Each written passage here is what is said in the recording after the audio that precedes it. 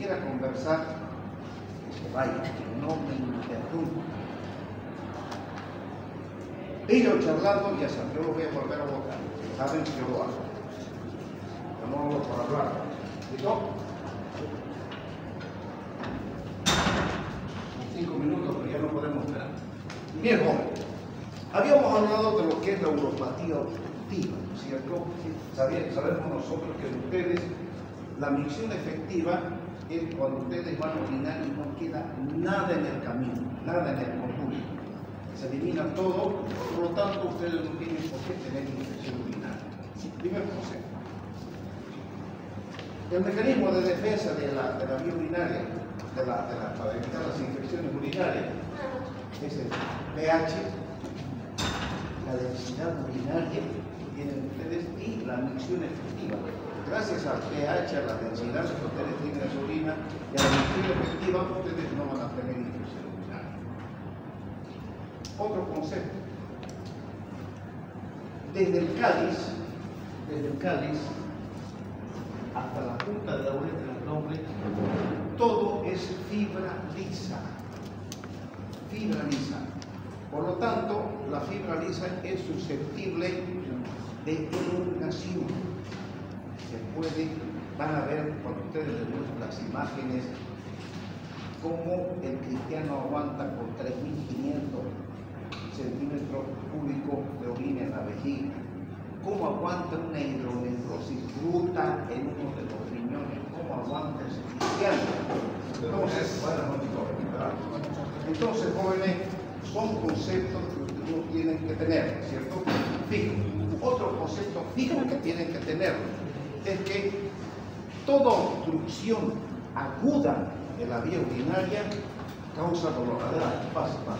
Se acompaña siempre de un dolor intenso. Y toda obstrucción crónica deja de doler. Porque van a ver ustedes cómo puede ser que un cristiano aguante semejante calcular como en el riñón y sigue viviendo tranquilo. Lo que pasa es que cuando hay un proceso obstructivo del ureter, el riñón avisa, comunica que le duele el dolor, pero ustedes con tanto analgésico, con tantas tabletas, con inyecciones, hacen que eso se vaya aplacando, pase. Y el mecanismo de defensa, bueno, que es ese dolor tan intenso, de a poco va disminuyendo y de una obstrucción aguda se convierte en una obstrucción crónica. Y lo crónico ya no duele. Y comienza ese riñón a dilatarse y se acompaña de grandes infecciones urinarias. ¿Entienden? Hasta ahí. Bien. Habíamos quedado en el hidronefrosis, ¿no es cierto? Pero hay otros puntos que quiero que entiendan claramente de todo lo que vamos a ir hablando y vamos a ir mostrando con la computadora. ¿Entienden? Vamos a ir viéndolo. Pero, ¿por qué he hecho estos dibujos? Bueno, no te cobro. Adelante. ¿Por qué hice estos dibujos? Porque quiero darles previamente una explicación de lo que vamos a ir avanzando. ¿Por qué? Porque una vez que comencemos a mostrar las imágenes, vamos a ir un poquito más apurados, porque son varias imágenes. Como nos queda todo un buen tanto de imágenes, entonces yo quiero que me entiendan. Yo no quiero ir apurado para que después ustedes se queden sin entender este tema. Bien, dicho esto, jóvenes, vamos a ver. Esta es la vejiga, ¿no es cierto? Es una vejiga, digamos, es un pésimo dibujante joven, pero bueno. La vejiga es un receptáculo, es un reservorio que tiene 3 paredes musculares, tiene una mucosa, una submucosa y una serosa que la cubre. Entonces, a ver, vamos a hacer una cosita acá. Tenemos, en las paredes musculares tenemos la fibra longitudinal interna, se llama músculo decrusor. Fibra longitudinal interna, fibra longitudinal externa y la Son fibras circulares las que están en la parte media, ¿de acuerdo? Aquí esta línea roja es la mucosa y la submucosa, digamos. Bien. Ustedes van a orinar en ustedes la vía, o sea, desde el cuello de la vejiga hasta el exterior en ustedes está expedito. No hay ningún problema. Ustedes eliminan su reflejo de la micción, la vejiga se contrae y ustedes eliminan todo su contenido. Hay una micción efectiva, por eso no tienen ninguna infección urinaria. Bien, ¿qué pasa cuando comienza a alterarse o aparece alguna fase, joven? ¿Sí? ¿Con quién? Confunda, pero no insulte.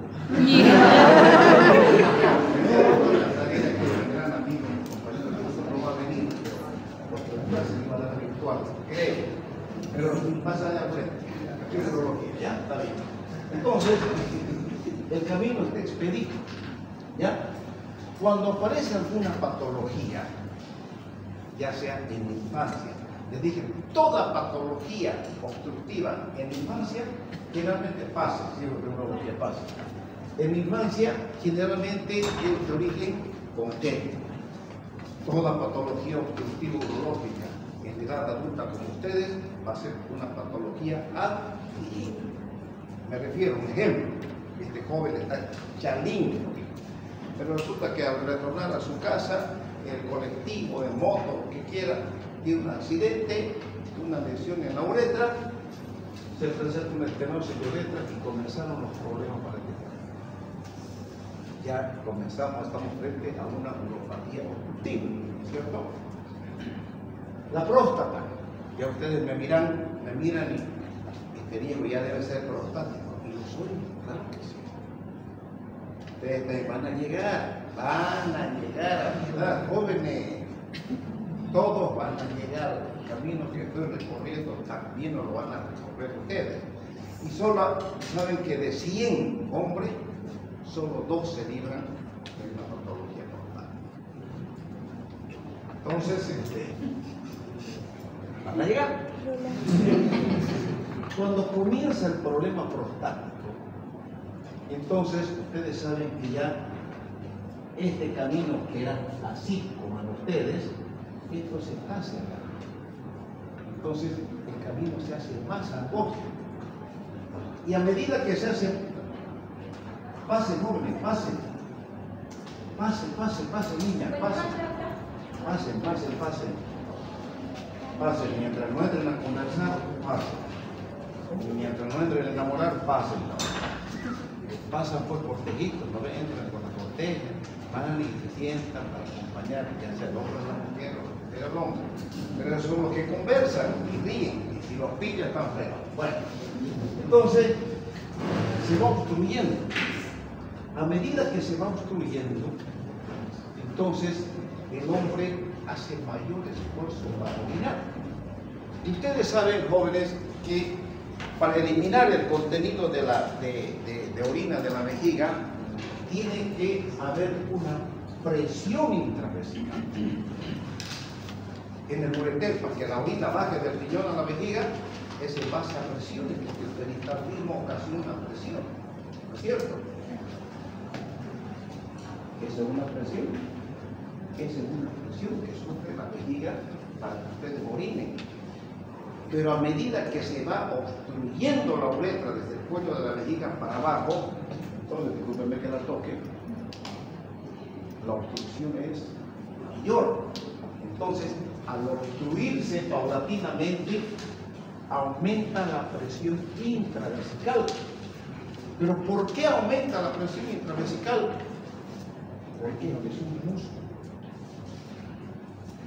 El detrusor es un músculo. No me van a comparar a mí, que soy ya un hombre mayor, con la musculatura más o menos, algo tengo, con uno, por ejemplo, el joven de allá, y circulando. Entonces, la presión que yo hago con mis manos no va a ser la misma presión que va a hacer el joven. ¿Por qué? Porque tiene mayor fuerza de contracción, mayor poder poder muscular. Él es mucho más, cuanto más músculo, mayor fuerza de contracción, ¿no es cierto?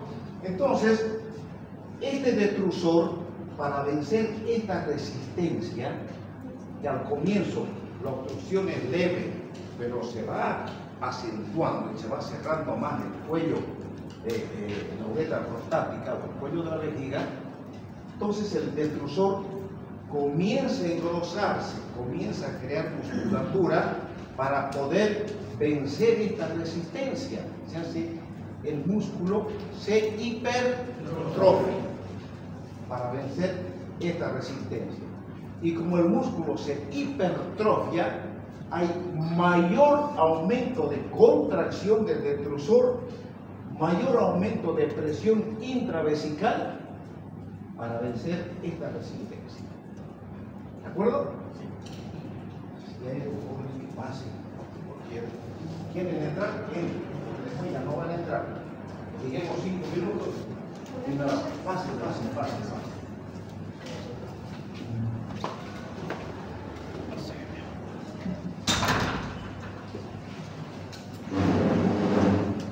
Perdieron un buen tantito, pero siempre saben que yo soy puntual, porque para mí la puntualidad es respeto, es respeto. Ya. Entonces, se ve hipertrofiando el detrusor. Pero ¿qué ocurre?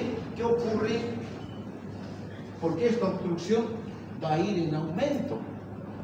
Yo no quiero operarme de mi próstata, y esta obstrucción, la próstata sigue creciendo. Ya cuando toque hablar de hiperplasia prostática, hablaremos por qué crece la próstata.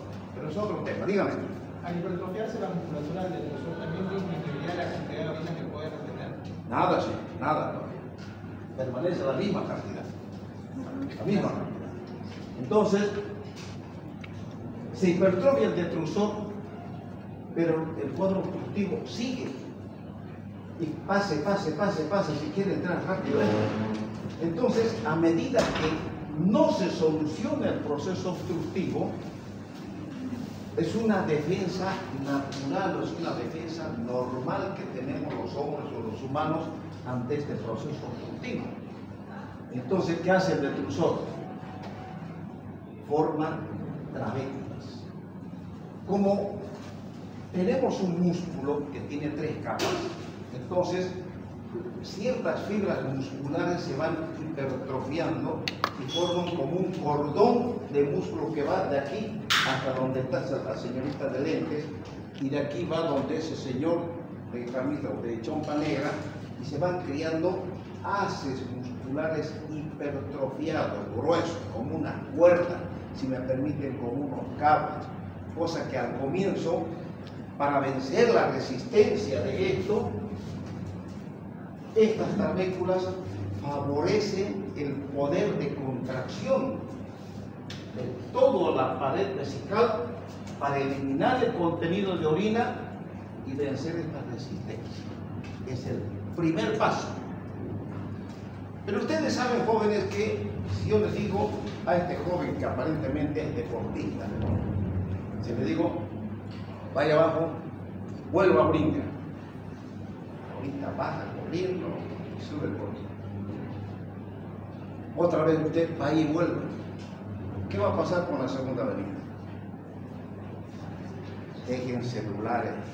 Los pillos vas a verlo. Por Dios que yo los voy a botar. Ya les vuelvo a reiterar. Si no quieren estar, váyanse, pero no me distraigan. No me distraigan. Estoy avisando.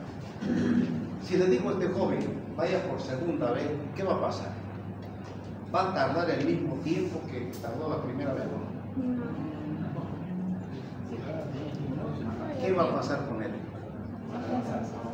¿Cómo?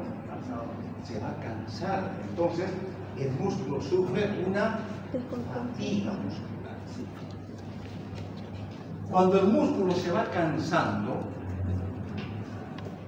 sigue la presión intravesical, pero el músculo se va cansando ya.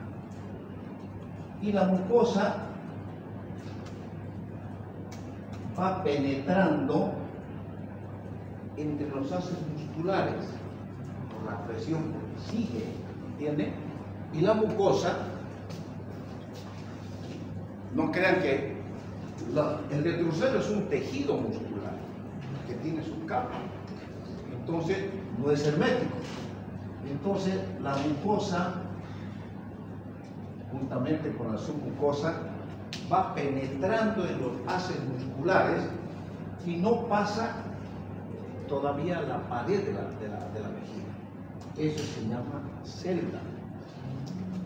Es el segundo punto de complicación del proceso obstructivo a nivel de la pared vesical. A nivel de la pared vesical. Este proceso sigue. No quiero operar. Sigo levantándome en la noche a orinar. Sigo pujando para orinar. Pujar significa maniobra de lanzar, ¿cierto? Me cuesta más.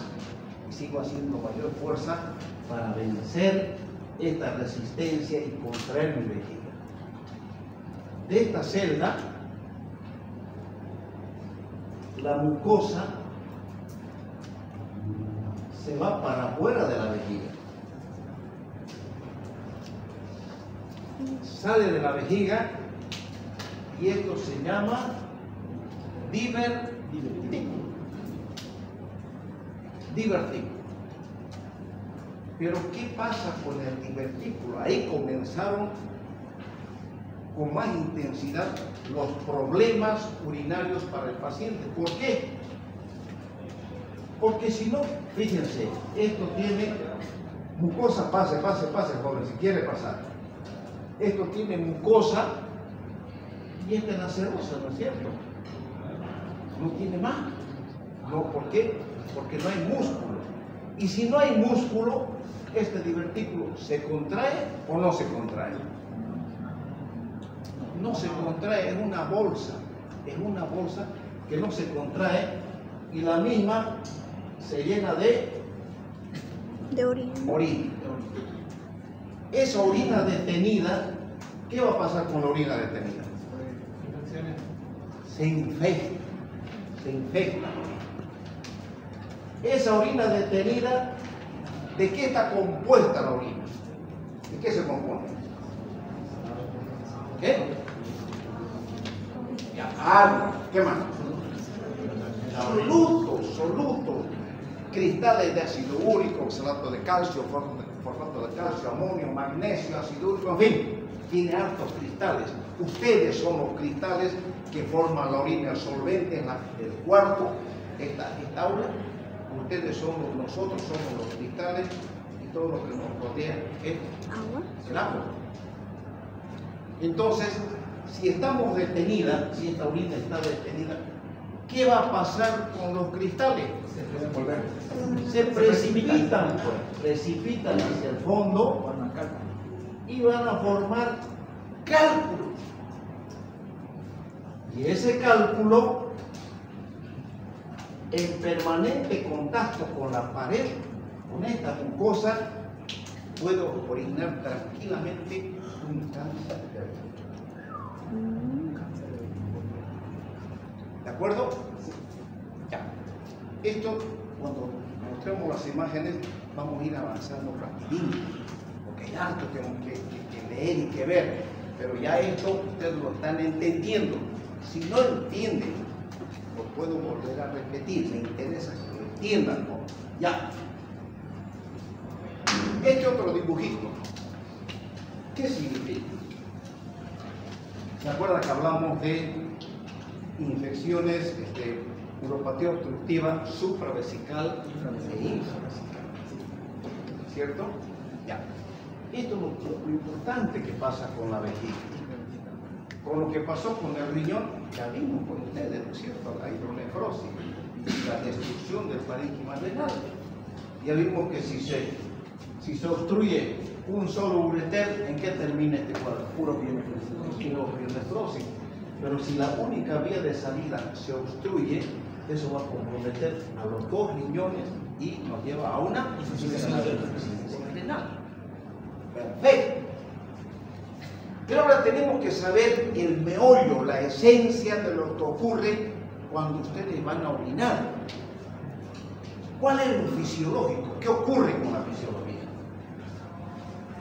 Aquí tenemos, aunque no han dibujado, este es el meato del lado derecho.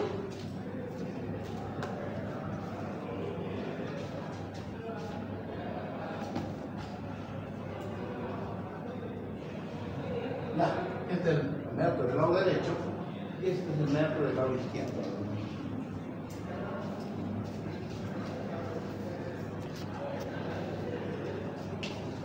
¿Qué pasa en el momento de la micción? ¿Por qué ustedes cuando van a orinar eliminan todo y nada de ustedes refluye hacia los riñones, ¿cierto? ¿Por qué? Porque todo está perfecto. Pero ¿por qué todo está perfecto? ¿Qué factores juegan para que haya perfección en ustedes? Esto que se llama trígono, el libro que ustedes, que les dije que lean, es el libro de Smith. Fíjense la figurita donde están los dos meatos y hay como una lomita que une los dos meatos. Ese es el trígono. El trígono es de mucha importancia en esto que en un momento les voy a decir. Este es el trigo. ¿Cómo está compuesto el trigo? Aquí nosotros vemos que el ureter viene desde el riñón, ¿cierto?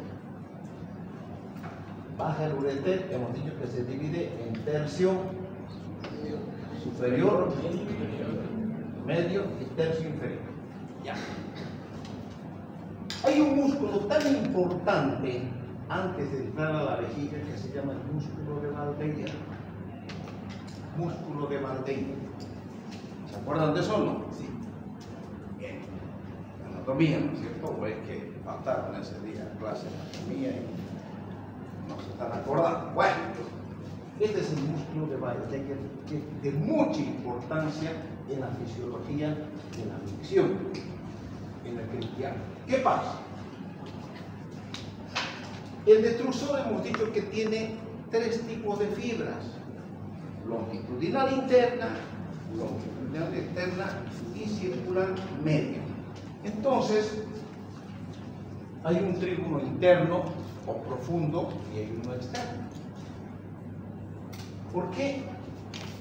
Porque estas fibras longitudinales acompañan al ureter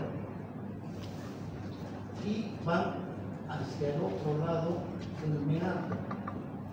Son prolongaciones de la fibra longitudinal, tanto interna como externa. Entonces, este es un lazo de unión entre los dos meatos, que son dos orificios.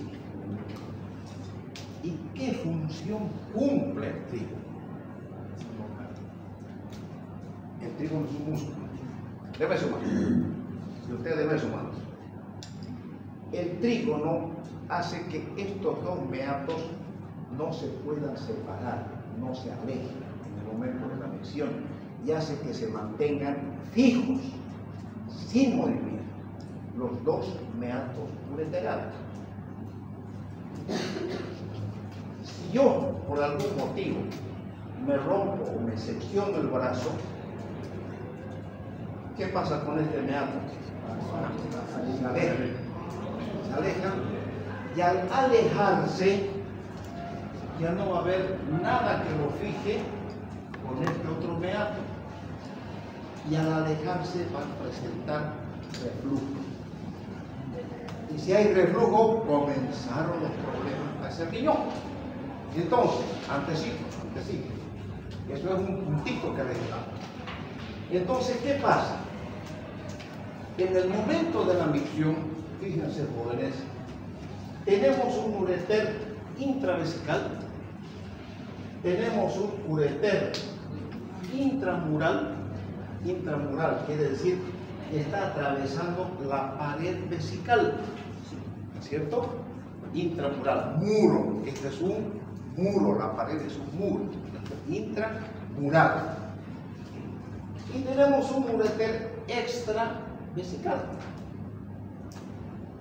En el momento de la micción, cuando se llena la vejiga, ustedes van a orinar y aumenta la presión intravesical, porque todos cuando orinamos pujamos en la maniobra de Valsalva. Estos dos meatos están fijos y este ureter intravesical tira para adentro,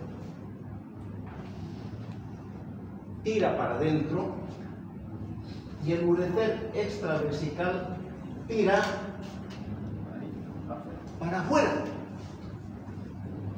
Esto no fue metálico, no es plástico, es un músculo.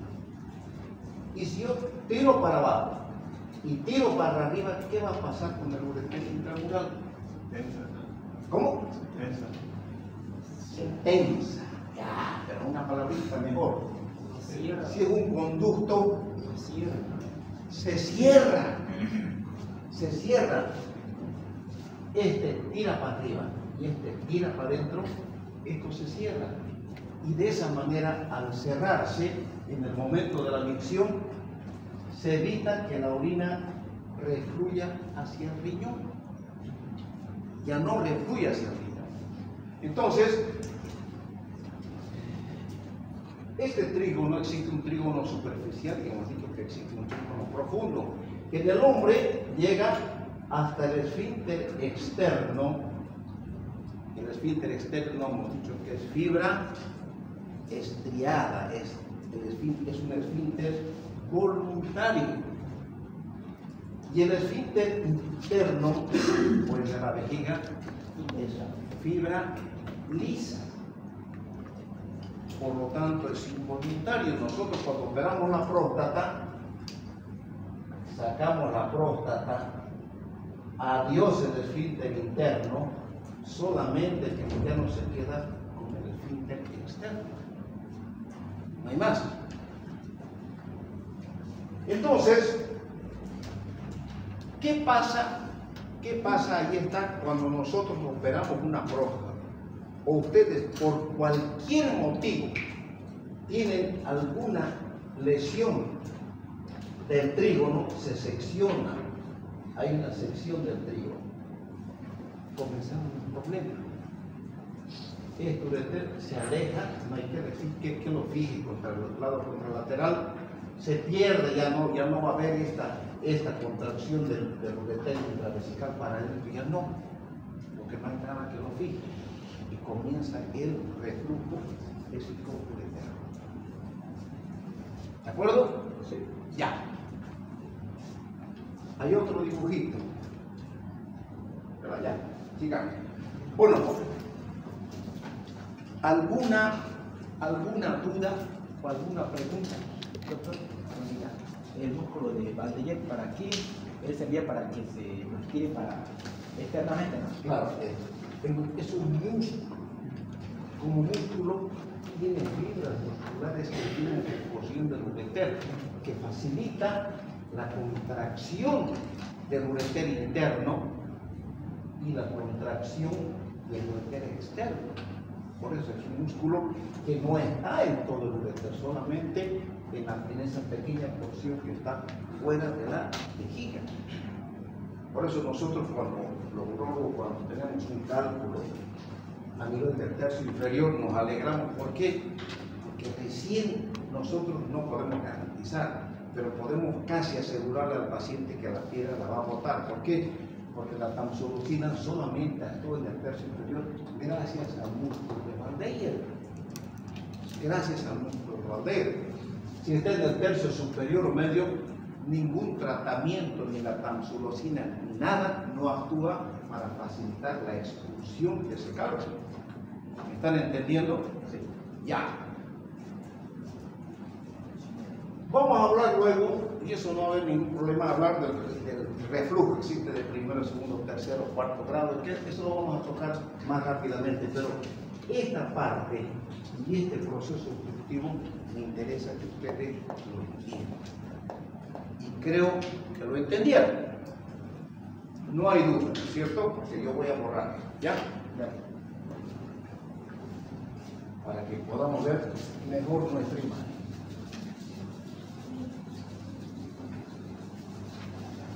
A ver, por favor, joven, córreme para que no me reclamen lo que viene detrás mío.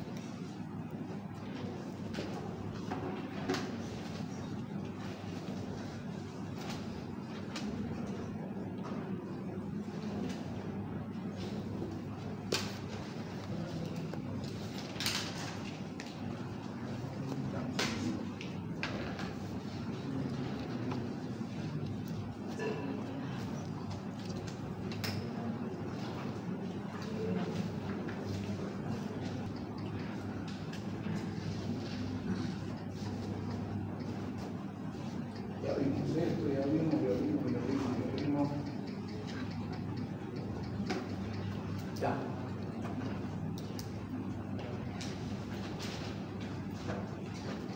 Quedamos ahí, ¿no es cierto?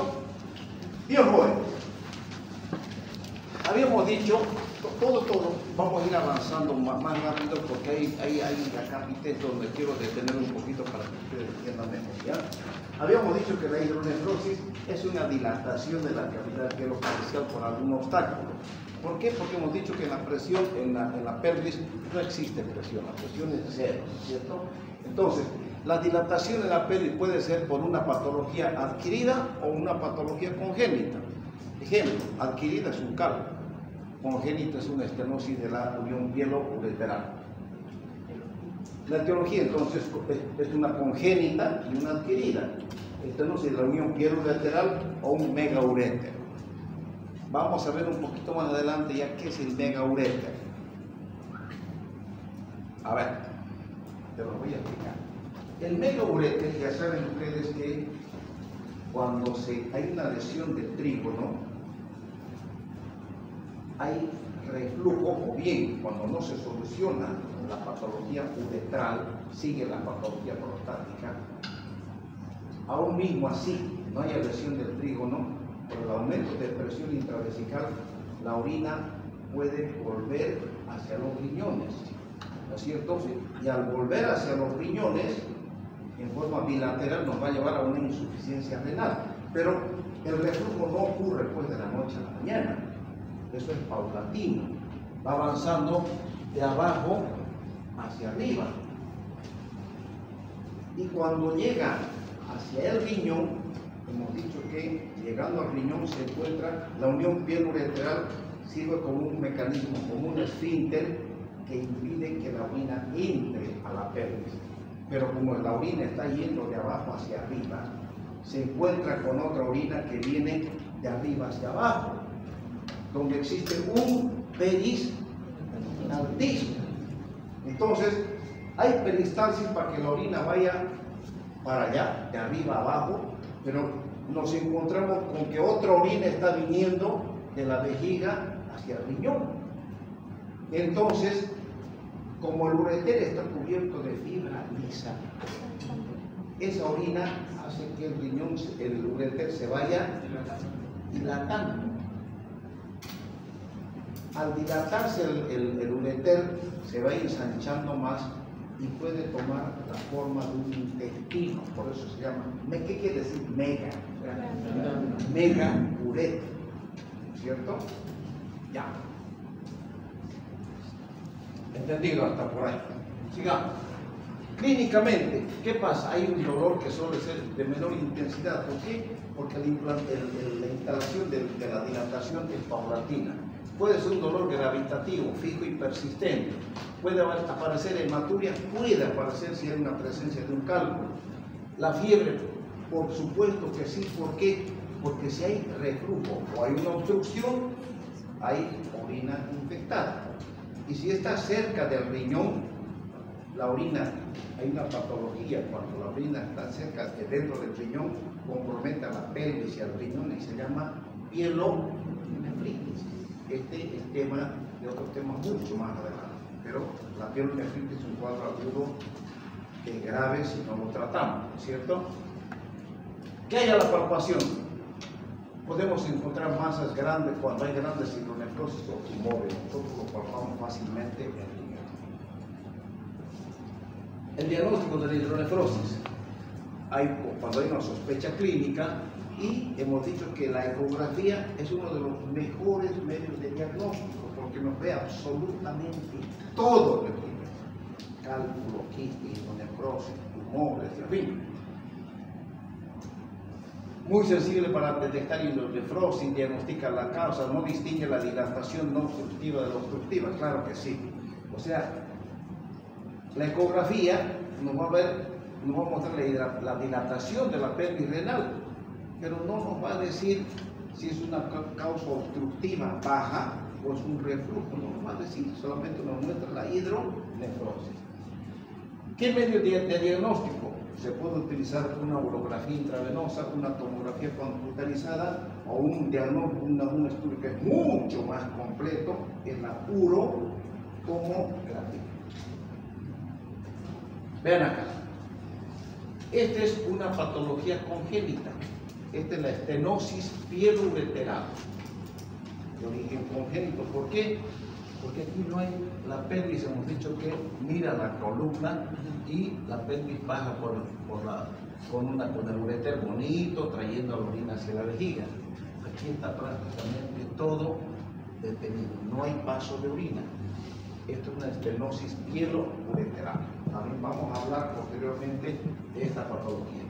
Y aquí tenemos una patología adquirida, tenemos un cuerpo extraño que está causando una éstasis urinaria. Fíjense, su ureter está dilatado, nosotros debe estar comprometiendo, ahí está, el riñón.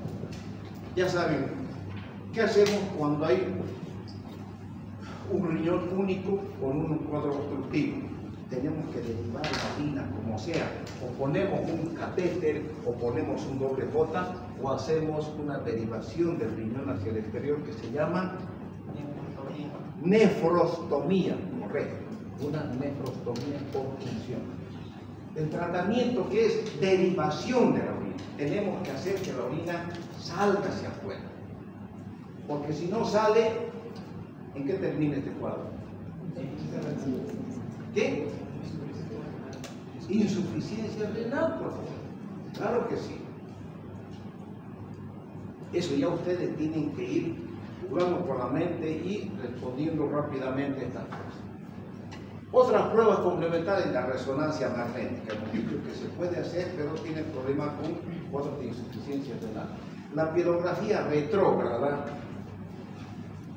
Pielografía retrógrada es cuando yo meto contraste y se dibuja el ureter. ¿Puedo hacer en caso de insuficiencia renal?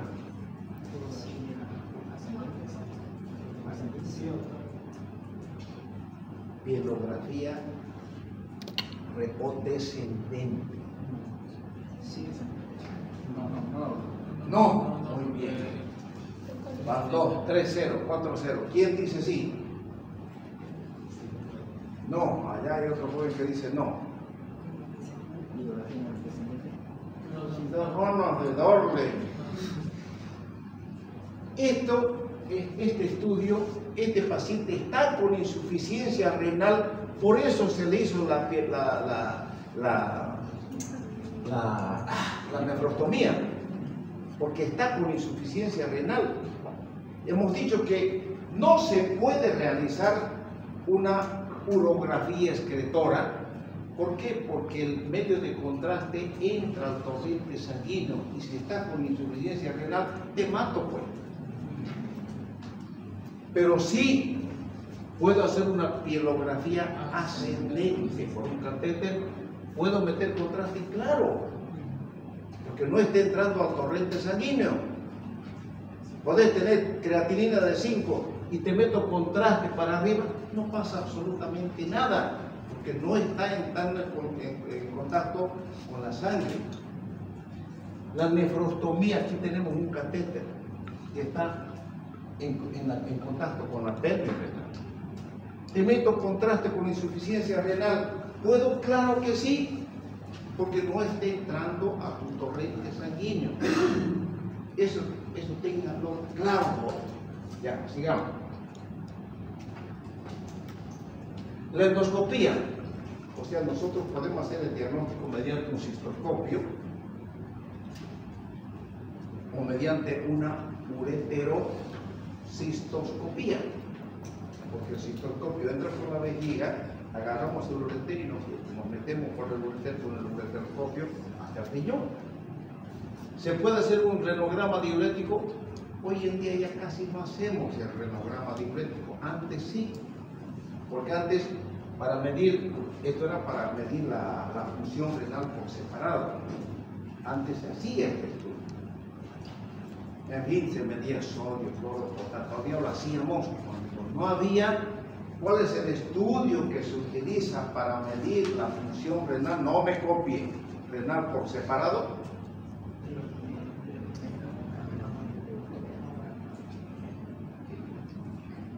A ver, 10 puntos para que respondan.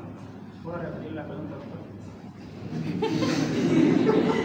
Entonces ya han mirado todito, mira. ¿Cuál es el estudio que se pide para medir la función renal por separado que me permita hacer una nefrectomía? ¿La urea y la creatinina, doctor? Nada, señor. Radiorenograma. El radiorenograma. Ese me mide la función renal, no la urografía excretora, el radiorenograma, porque ese me mide la función renal por separado, donde me indica un 80% de función renal y el otro me va a medir.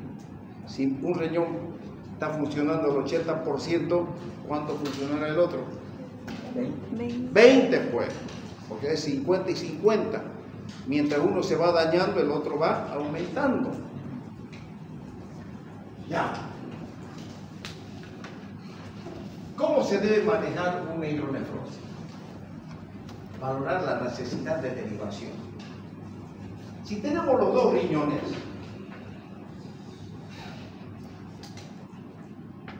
¿cómo va a estar la urecreatinina? Un riñón está funcionando bien y el otro está dilatado. ¿Cómo va a estar la urecreatinina? Normal. Entonces no hay apuro. Pero las papas queman cuando hay un solo riñón, ¿no es cierto? Situación clínica del paciente, que es muy importante en qué estado está el paciente. Por ejemplo, si tenemos un paciente en mal estado general, deshidratado, cualquier cosa, un viejito, con una hidronefrosis, es por lo otro que está funcionando. Entonces lo pondré en mejores condiciones, lo hidrataré bien para poder hacer un estudio contrastado, sea el manejo clínico. Hay que ver la causa de la obstrucción y la repercusión sobre la unidad renal, o sea, hasta dónde me está complicando. ¿Qué quiere decir esto? Suponiendo, yo estoy con cáncer avanzado, y tengo un cálculo o una compresión extrínseca de mi riñón derecho que me comprime el ureter y mi riñón derecho se está dilatando, pero el otro está bien. ¿Qué harían ustedes? Para que se muera este viejo, lo opero al maldito y que se muera.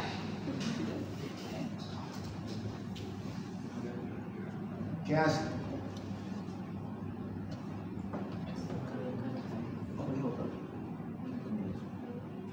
A ver, diga usted, Jorge.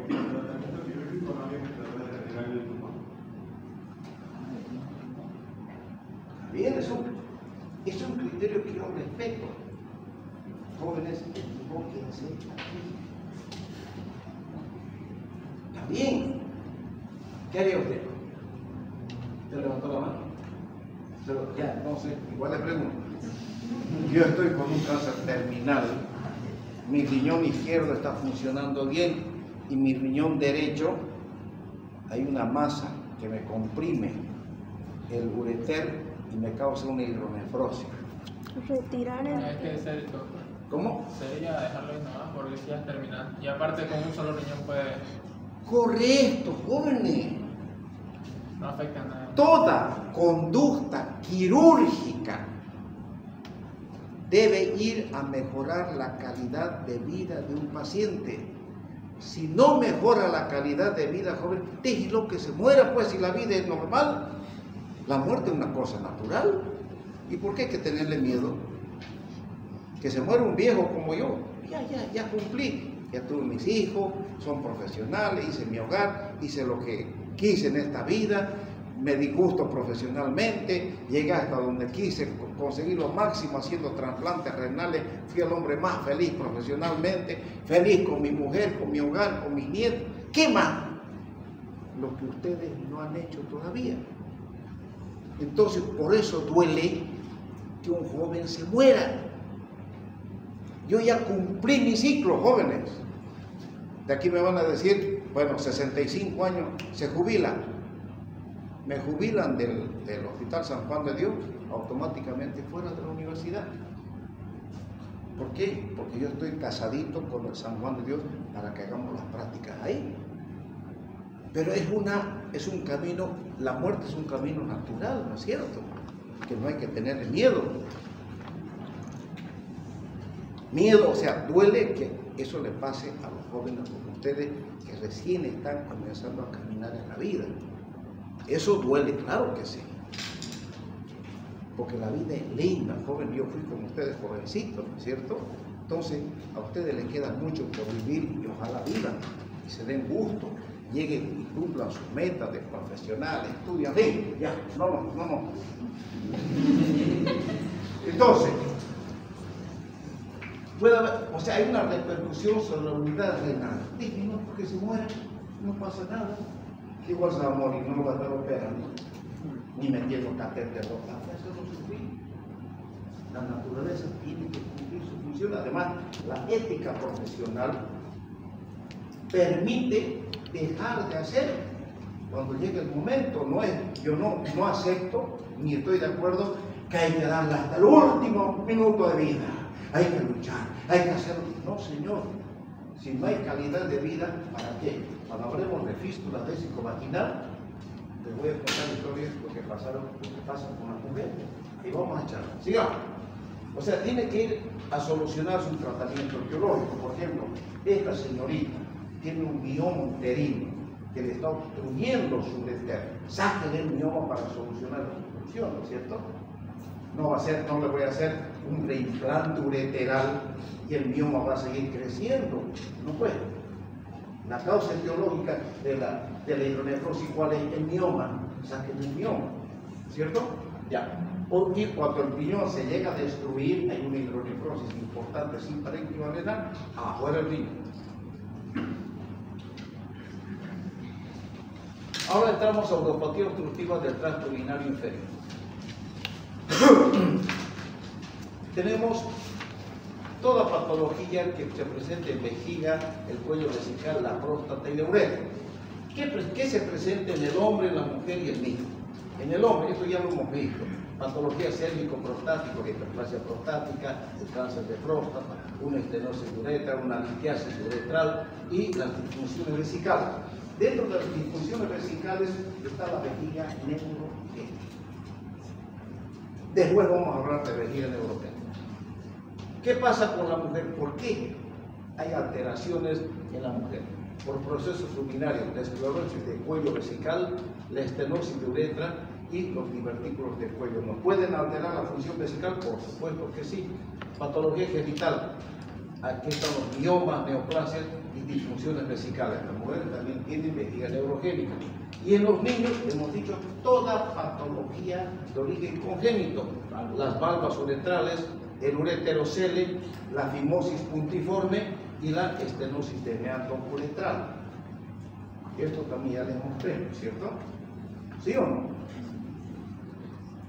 Joven, esto, si se dan cuenta, estoy un poquito caminando un poquito acelerado porque nos falta ver muchas cosas. Pero en el momento que ustedes quieran, pueden hacerme parar y pedir explicación. ¿De acuerdo? Vamos. Ven acá. Este es el tracto urinario. Aquí está la vejiga. ¿Ven? Este es el cuello de fibra lisa, el esfínter interno. Y este es el esfínter externo de fibra estriada. Aquí está la uretra prostática. Aquí está la vesícula seminal. Este es el conducto eyaculador que desemboca aquí en el velo montano. Y esto es la uretra veneana. Esta es la uretra. Este es el testículo. Este es el epidídimo. Y bueno, esta es la glándula prostática. Toda glándula prostática se crece obstruyendo la uretra prostática, lo cual dificulta la salida de la orina, ¿cierto? Y por acá atrás está el recto, por eso nosotros palpamos la próstata introduciendo el dedo en el recto para tocar la glándula prostática. Aquí está la piel. Si se cierra la piel se llama fimosis. Si es fimosis puntiforme, no va a permitir la salida de la orina. Si hay una estenosis de meato, como puede haber, porque aquí está la fosita navicular, se puede cerrar. Nosotros cuando operamos la próstata, hay una lesión de la fosita navicular, que es una telinga, como el dedo de las hindú, ¿no es cierto?, que manejan el dedo, se rompe la sonda, rompe el velito, ese satelita, y toda lesión se acompaña de estenosis de uretra. Pero es fácil solución, ¿cierto? Entonces, toda patología obstructiva desde el cuello hasta el meato va a repercutir en la vejiga y en los riñones si es que el cuadro avanza. Aquí está. ¿Qué pasa con la retención aguda de orina? Hemos dicho que toda retención aguda de orina se acompaña de un intenso dolor. Obstrucción que provoca imposibilidad de orinar, casi total, que conduce a la distensión vesical, distensión vesical con intenso dolor en el hipogástrico y producción de espasmo. Esto es una urgencia urológica. Si este joven se tranca y no puede orinar, va a estar gritando de dolor y vaya analgésico, porque le pone un calmante, le pasa un poquito, pero la causa sigue. Entonces tenemos que solucionar. Porque si ustedes están en provincia y tienen un cuadro obstructivo, ¿qué tienen que hacer? Una punción vesical, una bránula gruesa. La línea alba, conocen, desde el ombligo bajando hasta la sínfisis. Sobre la línea alba, 2 veces de dedo por encima de la sínfisis, con una bránula gruesa, un sunchón con seguridad llegan a la vejiga. Vacían la vejiga y le dicen, con la vejiga vaciada, váyase a Santa Cruz, señora, allá búsquelo al doctor Alcázar para que vea.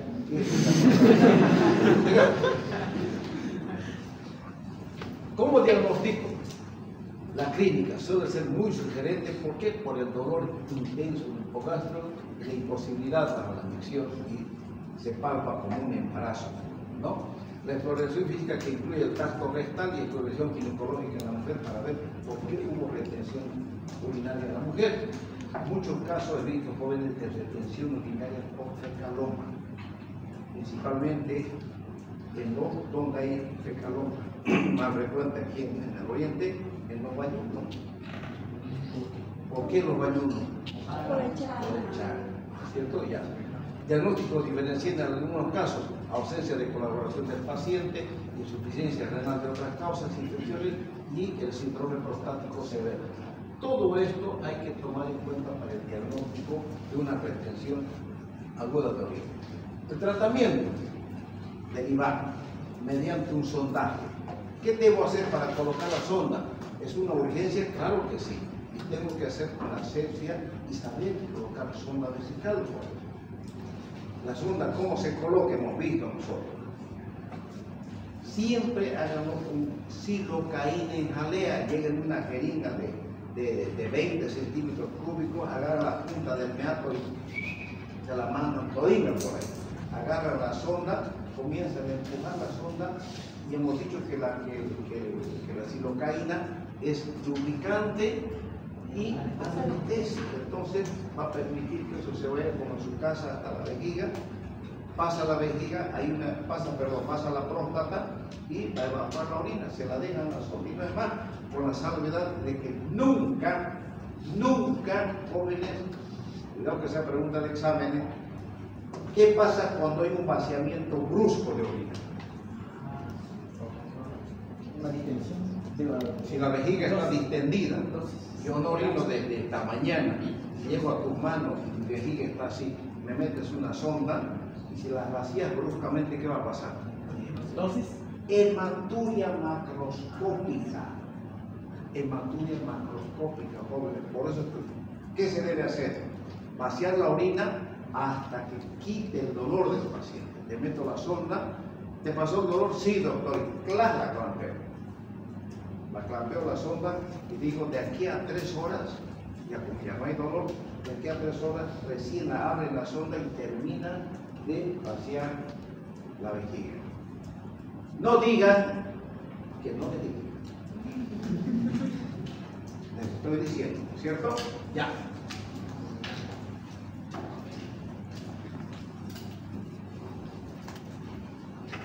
También, aparte del sondaje, se hace la talla supravesical. Ahorita vamos a ver la imagen. Me olvidé de traer un aparatito para mostrarles cómo hacer. Pero la próxima clase sí les voy a hacer. La talla supravesical se realiza cuando, ante la imposibilidad de colocar una sonda, si tiene una estenosis de uretra, no le voy a sunchar porque no va a entrar. Entonces tengo que derivar la orina mediante una talla por función. Cuando hay una patología uretral, cuando hay falsas vías, ¿no es cierto? Y el tratamiento definitivo tiene que ser etiológico. Si la causa de la retención es una estenosis, yo tengo que solucionar la estenosis mediante una uretrotomía interna o mediante una cirugía abierta. Si veo que es la próstata la que causó la retención urinaria, tengo que sacar la próstata y bueno, tantas próstatas. De lo que ustedes más van a ver en el Hospital San Juan de Dios. Aquí está. Si hay retención, se coloca la sonda a través de la uretra y si no se puede por alguna estenosis uretral, esta es la talla vesical por función. Se deriva la orina. No le dije, me olvidé, pero el próximo martes sí les voy a traer el aparatito porque hacemos la talla vesical. En cambio, la retención urinaria crónica, hemos dicho ya que es de doler. El vaciamiento, se ocasiona un vaciamiento incompleto de vejiga de larga evolución, puede ser conocida e ignorada por el paciente. El paciente, les dije que el viejito, conocí un viejito que evacué 3.500 centímetros cúbicos de orina y el viejito tranquilo, anda, claro, que día orine, porque andaba, parecía un embarazo de quinto mes. Bueno, usted no llevó obstetricia todavía. Entonces, el viejito caminaba y se orinaba. Hemos dicho que la incontinencia se llama incontinencia de orina. ¿Cómo? Por rebosamiento o incontinencia paradojal también. ¿Ya? No es infrecuente que el motivo de la consulta sea la incontinencia por rebosamiento. Esto es lo que le estoy diciendo. Retención urinaria. ¿Qué pasa con el paciente? Hay un obstáculo al vaciamiento de la vejiga, hay algo que está deteniendo, pero no lo está ocurriendo completamente. Hay una primera fase, segunda y tercera fase. En la primera fase hay un aumento del tono muscular, la vejiga hipertónica. Segunda fase, hay una sobredistensión vesical que conduce a la descompensación del globo vesical. ¿Qué pasa? Este es otro capítulo que debemos detenernos un poquito. Todo lo que les expliqué sobre la celda, las trabéculas y el divertículo corresponde a esta primera fase. Pero hemos dicho que el músculo sufre una fatiga muscular. Y Diosito Santo nos ha hecho tan perfectos que si el cuadro obstructivo permanece y ya no puede contraerse más, entonces comienza la vejiga a adelgazarse. El detrusor comienza a adelgazarse. ¿Para qué? Para aumentar su capacidad. Y le da tiempo para que se solucione su problema. Y si el cuadro sigue, aparece el reflujo vésico uretero. renal. Cuando hay un cuadro obstructivo crónico, porque el reflujo vesicoureteral no siempre ocurre en cuadros obstructivos crónicos. La vejiga neurogénica, por ejemplo, es un cuadro terrible, ¿no? Entonces, hay que tomar en cuenta este aspecto. Pero en la tercera fase del reflujo vesicoureteral con dilatación y daño renal, en la tercera fase. ¿Por qué? Porque la orina refluye, llega a los dos ureteres, llega a los dos riñones y nos termina en un cuadro de insuficiencia renal. ¿Es de lenta instauración? Claro que sí. ¿Por qué? Porque al comienzo hay una coloquiuria y disuria.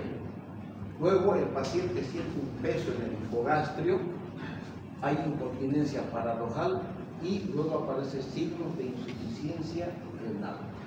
Por eso se llama fisiológicamente cómo va ocurriendo, qué va ocurriendo con el paciente. Son pasos que este cuadro obstructivo sigue. ¿Cómo vamos a hacer el diagnóstico? Hay que hacer una exploración física, una ecografía y un examen de orina para detectar una insuficiencia renal. Hay que palpar, vamos a encontrar una masa palpable en hipogástrico. Al tacto rectal vamos a encontrar si es causa prostática una próstata grande. La ecografía nos va a ver un residuo postfuncional, dilatación del tracto urinario, hidronefrosis y la causa de la obstrucción, ya sea por cálculo o por la próstata. Y en el examen de orina vamos a ver un deterioro de la función renal, o sea, va a haber anemia, ¿qué más? Aumento de urea y creatinina, ¿cierto? No puede ser. A ver, ¿quién te enseñaba a vos? Por eso no te voy a votar. La siguiente vez no puede un joven universitario, educado, que tiene su casa, en tu cuarto está bien, pero no podés ver qué concepto ustedes recibirían si yo me siento acá y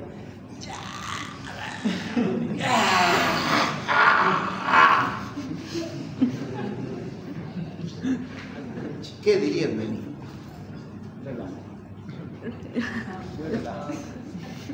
Relajado. Este pobre viejo no tiene la más mínima educación y formación, ¿no es cierto? ¿Sí o no? Doctor, solo levanté la mano porque... No, señor. A ver, en la vida, el hombre acepta.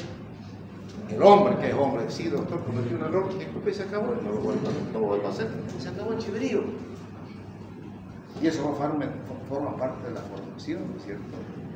Yo a mis hijos les destruí 3 hijos varones. Por esta vez, te aviso. Está mal por este motivo, por esto. Está mal. La siguiente vez, voy a sacar a mi chico y vas a llevar. Estoy avisando, vas a llevar.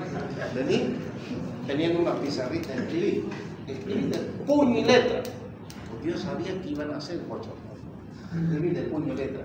Y si te saco la mugre, va a ser porque vos quisiste. Escribía su pizarra, los 3. Bueno, yo sabía cuál iba a ser. Cometí el que te dije. Y lo que se dice, se cumple. Unos 3 cimbrones bien dados. Favorece. A mí tanta guasca que me han dado y no creo tener problemas psicológicos contra mi madre y mi padre. No, mi madre, más mi madre que mi padre. ¿No? Pero mi parte está bien. Entonces, ya, sigamos. Aquí está el tratamiento. Se hace un sondaje o talla suprapúbica, tratamiento de insuficiencia renal y tratamiento biológico. Por partes. Si hay una retención, entonces si la próstata se obstruyó, hay reflujo, me causó insuficiencia renal, el tratamiento, ¿qué va a hacer? Sondaje o talla. La orina comienza a eliminarse, los riñones se alivian y comienza a normalizar la urea y la creatinina. Cuando normalice la urea y creatinina, recién yo voy a hacer un tratamiento etiológico, retirar la glándula cortada, ¿cierto? Vamos a hablar de, cuando hablemos de insuficiencia y cuadros obstructivos y quirúrgicos, vamos a hablar, les voy a decir, aquí está el reflujo vesiculoenteral, de lo que aquí está todo lo que les digo. Es el paso normal de la vejiga hacia el tracto urinario superior, o sea, el paso anormal, ureter y cavidad renal. Aquí está anatomía, el mesodermo y el endodermo. Aquí está el ureter, el trígono superficial y vaina de Valdeiro, trígono longitudinal interna, circular media y longitudinal externa. Todo lo que hemos hablado. Quiero ir más rapidito. Aquí está los meatos ureterales, el trígono, aquí está el ureter y aquí está el cuello vesical, ¿cierto? Este es el trígono superficial y aquí está el trígono profundo. Aquí está el ureter intravesical, aquí está el ureter intramural. Intramural se dice ¿por qué? Porque aquí está la pared de la vejiga, este es el ureter intramural y por fuera está la vaina de Valdeiro. Sigamos. Causas. Aquí está, debilidad del trígono, o sea, ponemos reflujo primario. La causa más común del reflujo vesiculoenteral, principalmente más en mujeres y en niños, y si el ureter está más cerca del seno urogenital del conducto mesonéfrico y se une peor. Esto es de origen congénito. Si el desarrollo trigonal es deficiente, su poder oclusivo es deficiente y el orificio ureteral migra hacia arriba. Entonces, si migra hacia arriba, hay un reflujo, hay una micción disfuncional. Entonces, toda la esencia de una buena función fisiológica vesical está en el trígono. En el trígono. Una buena musculatura, buenas tiras musculares, lógicamente. Cuando hablemos de vejiga neurogénica, ojalá que logremos hablar de eso, veremos otra cosa. Aquí está. Existen anomalías, aparte del trígono, alteraciones anatómicas del orificio ureteral. Esta es la forma normal en cono volcánico. Esto parece un cono de volcán, ¿cierto? Es normal, la morfología normal del meato ureteral. Esto es en herradura, horseshoe, ¿cierto? O sea, en herradura. Esto es en estadio. Y este es el hoyo de Bosch, este es el más maldito. Todas estas anomalías congénitas nos ocasionan reflujo,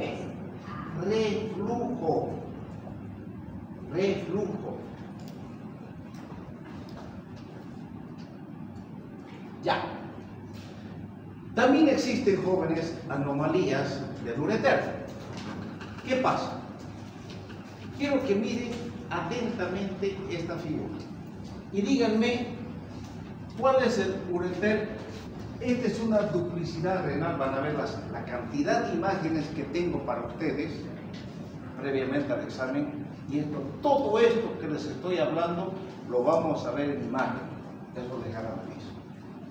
Esta es una duplicidad renal, no es una duplicación renal, es una duplicidad renal, no es un riñón doble. Esta es una anomalía congénita donde tenemos dos riñones unidos por su istmo, donde cada uno tiene su arteria, tiene su vena y tiene su ureter.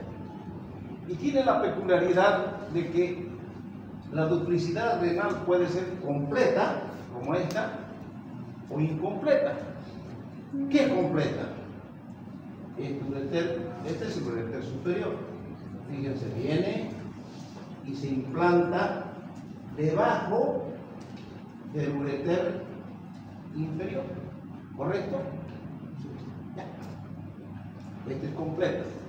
Si esto se une a medio camino y termina como un solo ureter, es duplicidad renal incompleta. Ya. ¿Cuál es más largo y cuál es más corto? Miren. Superior, al arriba. ¿Cuál? Correcto. La superior es más larga y la inferior es más corta.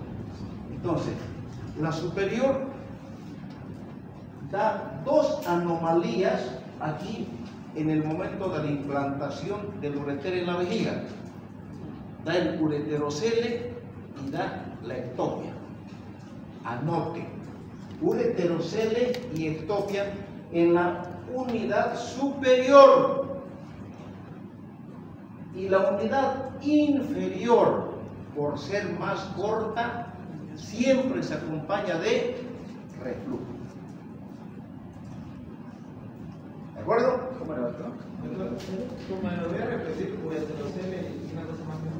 Ectopia. Ectopia. Ectopia del meato ureteral.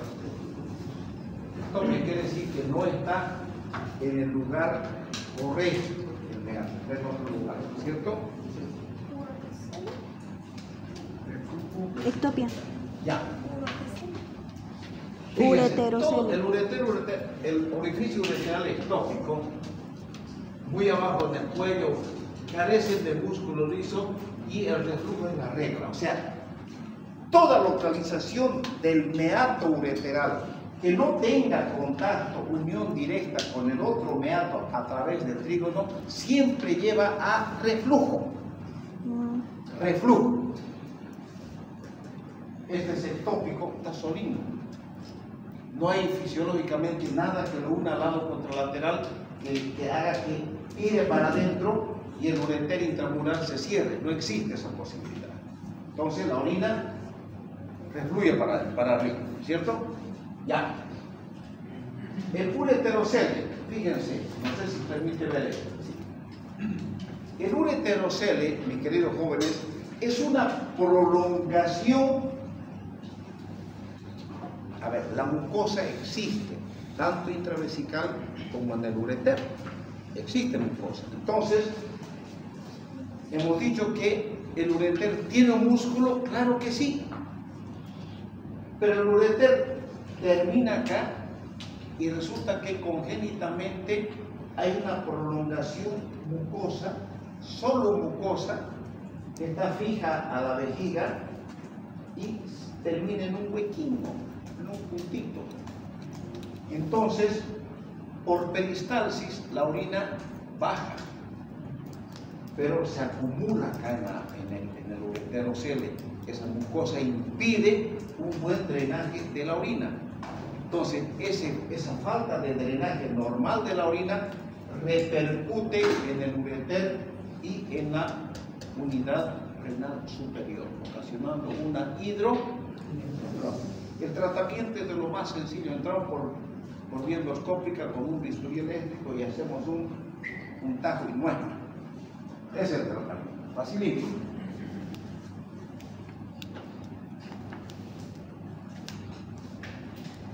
Aquí está la trabeculación vesical, hay la vejiga neurogénica espástica, obstrucción distal importante, hay la hipertrofia del trígono, obstrucción de la mucosa del hiato lateral y hay un acortamiento intravesical. Todo esto ocurre en la trabeculación de la vejiga, ¿no es cierto? Fíjense, aquí está el orificio lateral, este es el trígono, esta es la valva de Valdeyer y este es el ureter intramural. Y aquí está la glándula prostática. Yo se les he explicado este dibujo es un poquito más complejo para que lo entiendan. Yo se los he hecho mucho más fácil para que ustedes entiendan. ¿Listo? ¿Por qué es importante el edema de la pared vesical? Ustedes saben que las mujeres, ustedes que son mujercitas, no sé si alguna de ustedes ya ha tenido un cuadro de cistitis. Es tan molestoso en la mujer que llegan inclusive a orinar cada timo con dolor y con sangre ahí en la tuya. ¿Por qué? Porque se edematiza la mucosa intravesical por un cuadro de infección, ¿cierto? Entonces hay un compromiso del trígono y ureter intravesical, mayor presión de vaciado, puede ser una secundaria, una pielonefritis secundaria, y al eliminar la infección se corrige el reflujo. O sea, se cura la infección de la mujer y esa cistitis desaparece.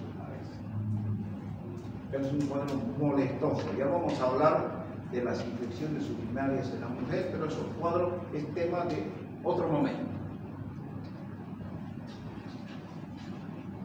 el síndrome de Engelbach. ¿Qué pasa con hay una falla del desarrollo normal de la musculatura abdominal y del músculo liso de los ureteres y la vejiga, más una criptorquidia bilateral. Se presenta pie equinovario y luxación congénita de cadera. El hallazgo es una hidroureteronefrosis avanzada. Una vez he visto esto en el hospital japonés, a Dios gracias, se murió. ¿Por qué? Porque no puede ser que un niño viva con tanto problema. Imagínense un bebecito recién nacido con todos estos problemas, ¿cierto? Sigamos. Causas iatrogénicas de la lesión del trígono, la iatrogenia que quiere decir causada por el cirujano. En una prostatectomía, ¿puedo lesionar el trígono? Claro que sí. Lesión del trígono, reflujo. Recesión del cuello, en uña del cuello vesical posterior, lesiono, reflujo. Una meototomía ureteral solo en resección masiva. Si lesiona el meato, va a haber un reflujo. Y resección de ureterocele. Cuando yo reseco el ureterocele en forma masiva y dejo así el huecango ancho, no hay por dónde, pues la orina se va a refluir hacia arriba. Entonces procuro hacer un corte pequeño, cosa que me facilite la expulsión de la salida de la orina por ese uretero. Aquí está la clasificación del reflujo. Tito, jóvenes, saquen una fotito y se lo aprenden de memoria. Aquí tenemos el primero, segundo, tercero, cuarto y quinto grado. El primero sin llegar a cavidad renal, el segundo llega a cavidad renal pero no hay dilatación, el tercero es este, hay un reflujo vesiculorenal que causa discreta dilatación de cavidad renal. Cuarto grado causa moderada dilatación de la cavidad renal y el quinto grado nos causa una ureterohidronefrosis. El tratamiento quirúrgico tiene que ser desde el tercer grado. O sea, el tratamiento es hacer un reimplante ureteral. Eso también les voy a explicar minuciosamente cuando hablemos de trasplante renal.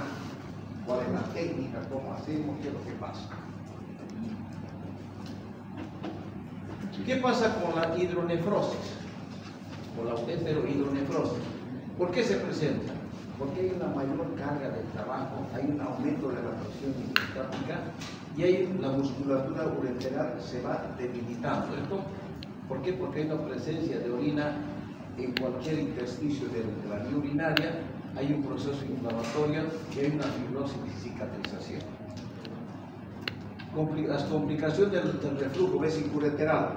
Si la orina infectada llega al riñón, se produce una infección que se llama y una ureterohidro. Son las complicaciones, ¿no es cierto? Aquí están unas imágenes radiológicas, ven el reflujo vesiculorenal, uretero dilatado de forma bilateral. Digamos, vean acá. Esta es una ureterohidronefrosis bilateral que seguramente ya está con insuficiencia renal.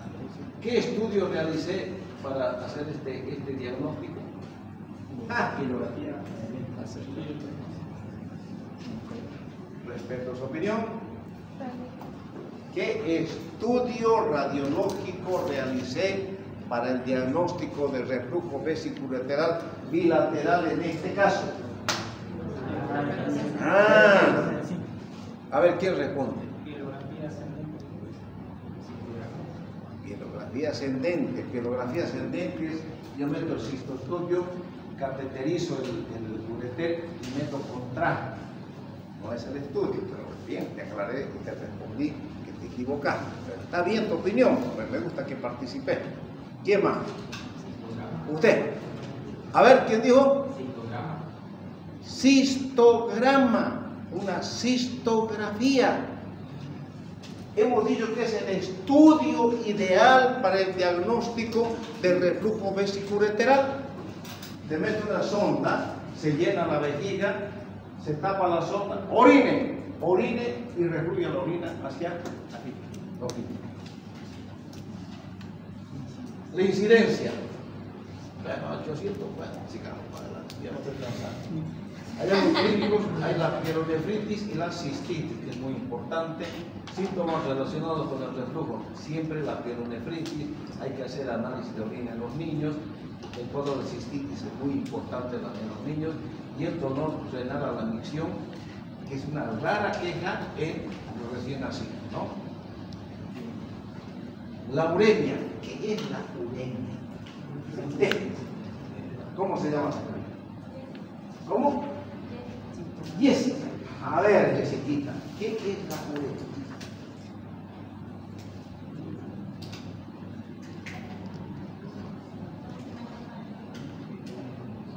La última etapa del reflujo. A ver, bien. ¿Ves? ¿Qué es la uremia? ¿Qué? Presencia de urea en la sangre. Existe un valor normal en la sangre, la urea, ¿no es cierto? Y la creatinina son valores normales. ¿Sí o no? Pero cuando hay insuficiencia renal, ¿qué pasa? Aumenta la urea y aumenta la creatinina. La uremia es aumento de urea en la sangre. Ya. Debido a la destrucción del parénquima renal mediante hipernefrosis o pielonefritis en la orina. Y la hipertensión se observa en etapas posteriores en la pielonefritis. ¿Por qué se presentará la hipertensión? Jóvenes, otra vez, para que se acuerden de este bien, lean, ¿qué les dije que lean? Fisiopatología, ahí es la adolescencia. Si yo les pregunto, ustedes deben decir por qué la hipertensión. Díganme. No es un mecanismo reflejo al reducir la tasa de infiltración glomerular por fallo renal, el cuerpo intenta compensarlo con más presión, pero ya más infiltración. La hipertensión arterial. Estamos hablando de hipertensión arterial. ¿Por qué aumenta? Hipertensión arterial tiene que ser sistémica, ¿cierto? Activa el sistema renina-angiotensina. Con la medicina de renina. No es debido por eso el sistema renina-angiotensina aldosterona. Correcto. Ah, ¿ves? Sistema renina-angiotensina aldosterona, pero ¿por qué? Mucho tiene que ver con los vasos arteriales, ¿no es El cierto? riñón grita. De ahí, dígame. ¿Qué? ¿Para qué es el sistema renal por la disminución del volumen? Ya. Disminución del volumen, entonces ¿De qué? el cuerpo intenta De retener el líquido en el sistema. No, la lesión está a nivel de la arteria. O sea, fíjense, la hipertensión ya es un cuadro casi terminal. No es primario, no es de inicio. Y ustedes tienen que saber, por ejemplo, si yo quiero saber, que ustedes ya han tenido que hablar de fisiología, ¿cómo yo me doy cuenta que este señor tan joven tenga una hipertensión? Yo debo pensar, insisto, a ver, buscar una causa renal. ¿Y cómo yo me puedo dar el saber si es de origen renal? Por el tamaño del riñón. No, nunca los tamaños de los dos riñones son exactamente iguales, pero cuando hay una diferencia notoria entre un riñón y otro, entonces, ¿qué pasa con la arteria renal? La arteria renal disminuye de calibre y siempre se mide la cantidad o producción de la renina a nivel de la arteria renal. Por eso ya lo dice su amigo, renina, angiotensina, aldosterona. Después tiene mucho también que ver este sistema de presión con los pulmones. A ver, si alguien voluntariamente puede leer todo este sistema, ¿qué pasa con el sistema renina, angiotensina, aldosterona en el cuadro de la hipertensión? Es un pedacito pequeñito, léanlo. Yo estoy seguro que de los internos que están haciendo en el Hospital San Juan de Dios no saben. Pero yo quiero que ustedes sepan. Léanlo, para que quién sabe, pregunto en la próxima clase. Digamos. Una pregunta, doctor. Yo digo usted es el mejor día para el fisiopata del loro libro? Mira, en mis tiempos yo leía el libro de Christopher, pero no sé, por último cualquier buen, pero no apunte, pues, ¿no? Libro. Y ahí van a leer, lean, jóvenes, oficios, patología, y se van a llegar a un buen recuerdo mío. Entonces aquí están síntomas con la enfermedad, obstrucción de las vías urinarias. ¿Qué pasa con el prostático?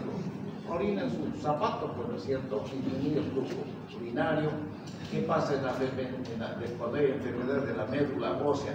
Hay una paraplegia, cuadriplegia. ¿Qué pasa con estos pacientes? La complicación es una vejiga neurogénica. ¿Saben, jóvenes? Yo les voy a decir algo. Ya vamos a terminar. Y también ya me cansé.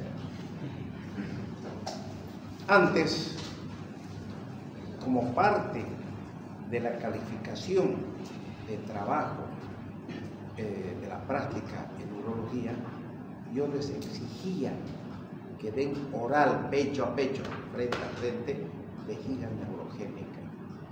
Con la intención no de molestarlos, no de fregarlos, sino con la intención que cuanto más sepan ustedes lleguen a un internado con conocimientos sólidos. ¿Por qué?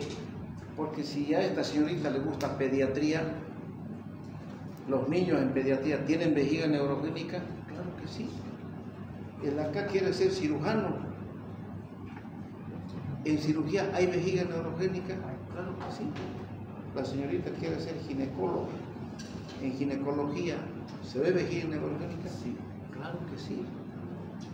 En todas las especialidades donde vayan, ustedes se van a encontrar con vejiga neurogénica. Y para mí, les exigía porque no había más cosa que ustedes conozcan la esencia, el motivo de por qué se altera la vejiga. Ustedes conocían, sabían mucho más que muchos alumnos que yo conozco. Pero ¿qué pasó? Resulta que los sindicateros, hubo una queja de los sindicateros, no sé si habrá alguno por acá, o sea, los que van, los representantes que pertenecen al Centro de Estudiantes de Medicina. Quedaron que yo exigía, que era mucha exigencia, tenían que dar examen teórico, había un examen práctico que les pedía, les calificaba la práctica, por supuesto, pero la nota más importante para mí era vejiga neurogénica, donde ustedes me demostraban que sabían. Y eso lo promediaba vejiga neurogénica más su aprovechamiento de ustedes en la clase práctica, de las preguntas que hacía. Le pregunto, ¿no sabe este señor? Bueno, una rayita menos. Pero la preguntaba la señorita y sabía. Entonces, una rayita, listo. Entonces, eso iba registrando de cómo iban las prácticas con ustedes. Pero llegaba vejiga neurogénica, veía, ha dado mal examen, pero en las prácticas, aquí tiene harto crucecitas, porque yo llevaba el registro práctico de todos ustedes, porque lo tengo que tener, ¿no es cierto? Entonces, eso les facilitaba de sobremanera el aprovechar y la nota de práctica, que es 9 puntos sobre la nota final, 9. Ese 9 no se califica con la teoría, ese 9 no se promedia con lo de Toledo, no se promedia con lo de Gandarilla, son 9 pelados. ¿Y quién no quiere tener ganaditos 9 puntos de entrada o tener garantizados esos 9 puntos? Porque yo les puedo dar esos 9, pero dependía de ustedes, regalárselos no. Se quejaron los del centro de medicina, algún flojonazo, tiene que ser flojo, pues, ¿no? Que vaya y se queje, que era mucha exigencia. Y vino cierto personaje, doctor, dice que usted les exige que los jóvenes tienen que leer, tienen que estudiar y tienen que... ¿Y para qué están por los jóvenes aquí en la universidad, doctor? ¿A qué vienen? ¿A rascarse? ¿Se rascan o vienen a estudiar? Además, doctor, si usted ve de otro ángulo, es en beneficio de ellos, no es en beneficio mío. Pero hay esto del centro, ya doctor, no, yo no quiero que se suspenda. Y nunca más hablamos de vejiga neurogénica, porque eso no está dentro de mi programa.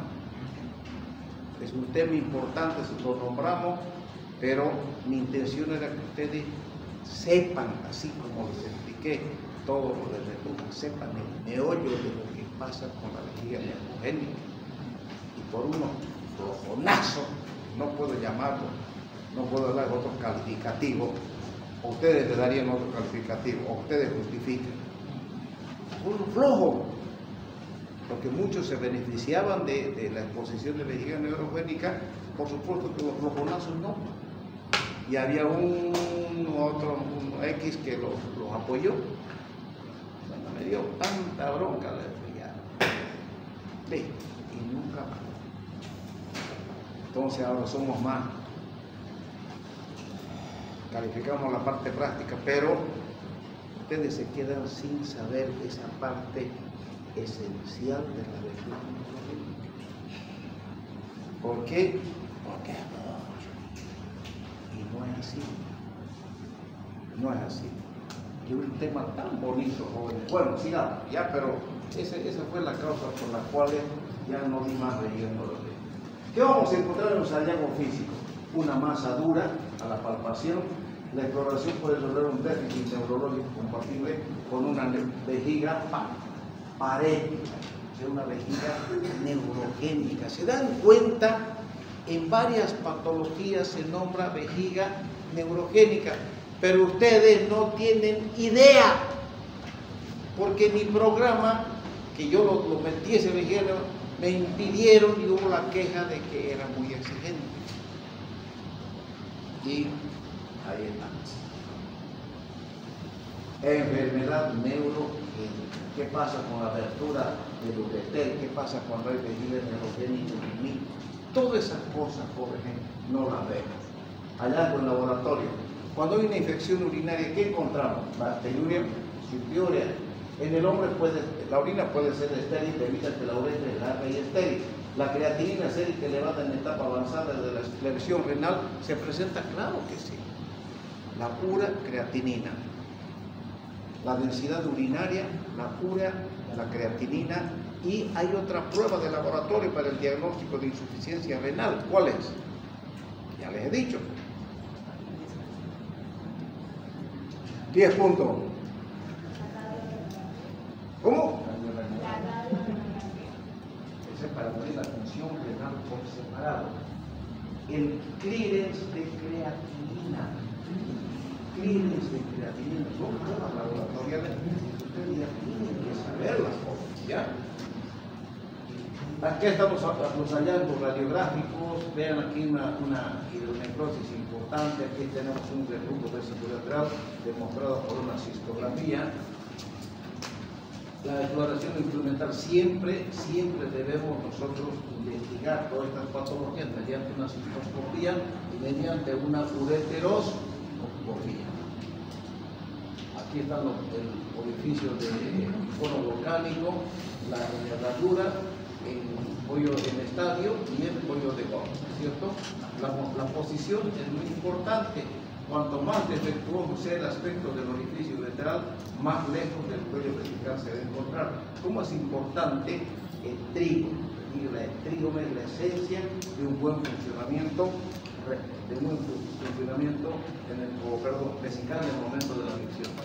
El diagnóstico diferencial: obstrucción vesicolateral funcional, o sea, no obstructiva, obstrucción distal del cuello vesical, cálculos ureterales bajos son diagnósticos diferenciales, oclusión por cáncer cervical o prostático, tuberculosis de las vías urinarias y la esquistosiomasis. Son diagnósticos diferenciales. Ya hablaremos de la tuberculosis en un tema aparte, ya hablaremos de la esquistosiomiasis, ya hablaremos también del cáncer prostático. El tratamiento. Hay un tratamiento médico y un tratamiento quirúrgico. El tratamiento médico siempre uno debe utilizar los antisépticos urinarios y antibióticos. Por ejemplo, Existe el reflujo vesiculoenteral de origen congénito, que es más frecuente en el sexo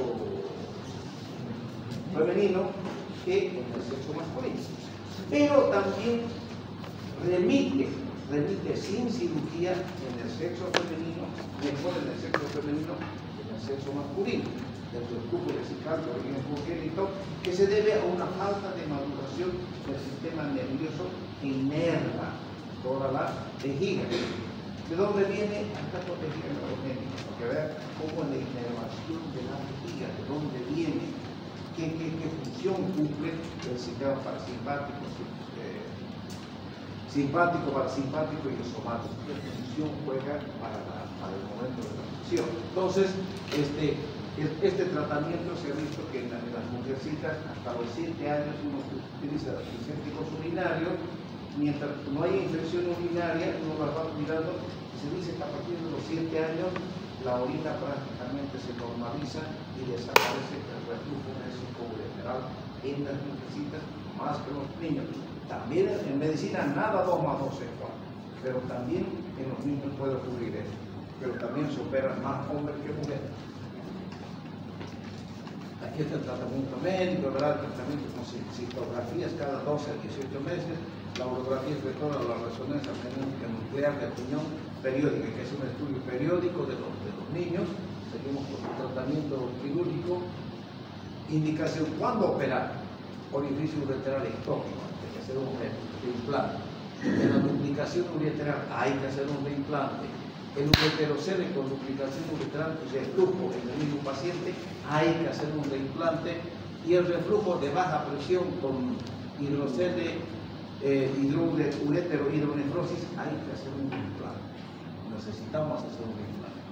Las indicaciones absolutas son estas, y las indicaciones relativas: imposibilidad de resolución después de un periodo de tratamiento y presencia de un divertido. Tratamiento quirúrgico: se hacen los reimplantes ureterales o en ciertos casos se hace una derivación de un ureter hacia otro ureter, o bien se hace una derivación del ureter hacia intestino grueso, que se llama Bricker. Esto solamente para noticiarles a ustedes. Esto no les voy a preguntar porque es un poquito ya de la especialidad, pero para que ustedes sepan. Por eso estoy yendo un poquito más apurado. La inyección transuretral suburetérica.